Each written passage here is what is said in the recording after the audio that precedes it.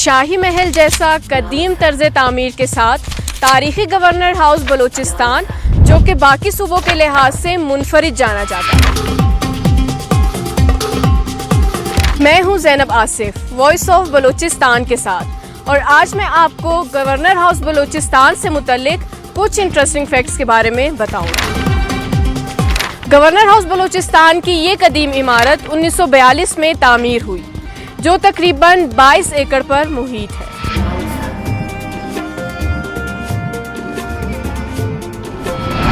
یہاں قائد اعظم محمد علی جناح اور محترمہ فاطمہ جناح کی ذاتی استعمال شدہ 1911 کی کرسی بھی موجود ہے۔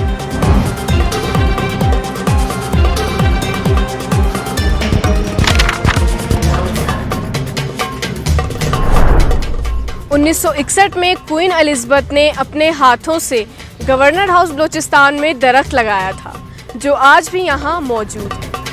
یہاں پہ 1500 سے زائد قدیم زمانے کے درخت بھی پائے جاتے ہیں۔ یہاں پہ موجود دربار ہال میں ایک ووڈن فلور بھی موجود ہے، جس کے نیچے سپرنگ لگے ہوئے ہیں، جسے انگریزوں کے دور میں ڈانسنگ فلور بھی کہا جاتا تھا۔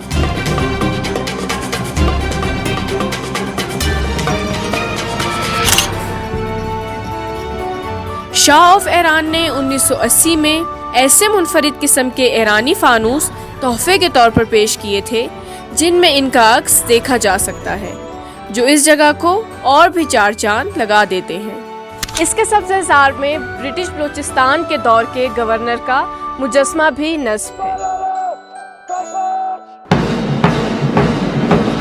گورنر ہاؤس بلوچستان میں اعلیٰ نسل کے پرندوں اور جانوروں کے لیے چڑیا گھر بھی بنایا گیا ہے۔ گورنر ہاؤس بلوچستان جیسے باہر سے خوبصورتی کا حامل ہے، ایسے اندر سے بھی ایک تاریخ سموئے ہوئے ہے۔